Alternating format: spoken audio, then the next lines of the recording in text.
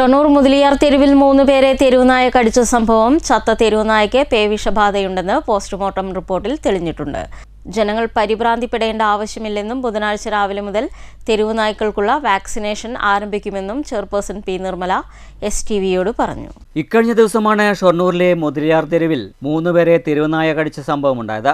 നായ വാഹനമിടിച്ച് ചാവുകയും ചെയ്തിരുന്നു. അതേസമയം നായയ്ക്ക് പേവിഷബാധ ഉണ്ടോ എന്ന് തിരിച്ചറിയുന്നതിനായി കഴിഞ്ഞ ദിവസം നായയെ പോസ്റ്റ്മോർട്ടത്തിനായി പാലക്കാട്ടെ റീജിയണൽ ഡയഗ്നോസ്റ്റിക് സെന്ററിലേക്ക് അയക്കുകയും ചെയ്തിരുന്നു. നഗരസഭയും വെറ്റിനറി ഡോക്ടറും ചേർന്നാണ് നായയെ പോസ്റ്റ്മോർട്ടത്തിനായി അയച്ചത്. നായയ്ക്ക് റാബിസ് പോസിറ്റീവ് ആയെന്ന് പോസ്റ്റ്മോർട്ടം റിപ്പോർട്ടിൽ തെളിഞ്ഞതായി നഗരസഭാ അധികൃതർ പറഞ്ഞു. അതേസമയം ജനങ്ങൾ പരിഭ്രാന്തരാകരുതെന്നും തെരുവുനായ്ക്കൾക്കുള്ള വാക്സിനേഷൻ നടപടികൾ 17-ന് ബുധനാഴ്ച രാവിലെ മുതൽക്ക് തന്നെ ആരംഭിക്കുമെന്നും നഗരസഭാ ചെയർപേഴ്സൺ അഡ്വക്കേറ്റ് പി നിർമ്മല STVയോട് പറഞ്ഞു. മാരിയമ്മൻ കോവിൽ ക്ഷേത്രത്തിനടുത്ത് വെച്ച് 2-3 വ്യക്തികളെ അക്രമകാരിയായ നായ കടിക്കുകയുണ്ടായി. ഈ നായ കാറപകടത്തിൽ കൊല്ലപ്പെട്ടിട്ടുണ്ട്. അപ്പോൾ അതിൻ്റെ ബോഡി നമ്മൾ പോസ്റ്റ്മോർട്ടത്തിന് അയച്ചപ്പോൾ റാബിസ് പോസിറ്റീവായിട്ടാണ് കണ്ടിട്ടുള്ളത്.